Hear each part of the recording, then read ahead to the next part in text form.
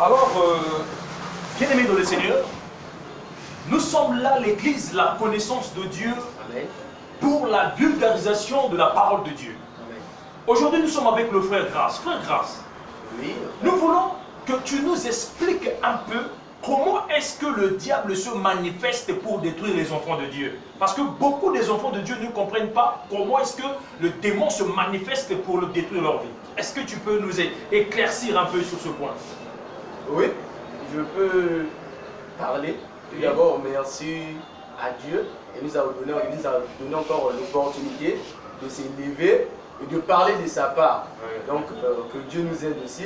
D'accord, frère, je vais répondre à la question qui vient de se poser tout à l'heure. Vous avez dit que comment est-ce que le diable s'oppose à la vie des enfants de Dieu? Amen. Amen. On va voir une chose, on va aller dans la Bible. Lorsque nous voyons la vie de Joseph, Joseph, il était un homme comme tout autre homme. Lorsqu'il vivait avec ses frères,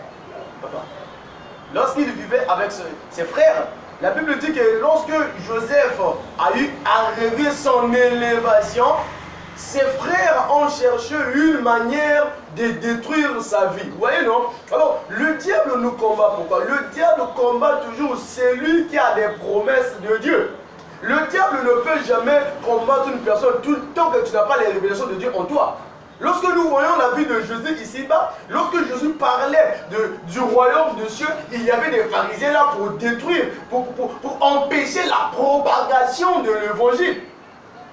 Le diable ne peut jamais permettre une personne qui a des révélations ou la promesse de Dieu de s'élever et de vivre une vie meilleure ici-bas. Raison pour laquelle vous constatez que la vie des enfants de Dieu, ils sont en train de vivre dans les malheurs.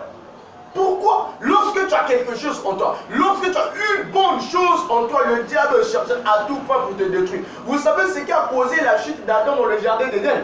Adam était béni de tout. Adam, on peut dire, Dieu lui a donné le pouvoir de tout gérer. Et lorsque Satan a vu ça, Satan il était jaloux. Voilà pourquoi Satan a cherché comment déconnecter Adam avec Dieu pour pouvoir dribbler la vie d'une personne. C'est ça le bien aimé, mes frères et sœurs. Lorsque le diable te déconnecte avec Dieu, c'est tout justement pour te dribbler. Parce que lorsqu'on tombe dans un péché, on ne bénéficie plus des secours divins. Amen. Amen. Alors, nous avons écouté le frère Grâce, bien-aimé de le Seigneur, sur ce point. Alors, prochainement, nous vous invitons toujours à être connectés pour la vulgarisation de la parole de Dieu. Que Dieu vous bénisse, que Dieu bénisse le frère Grâce, que Dieu vous bénisse. Amen.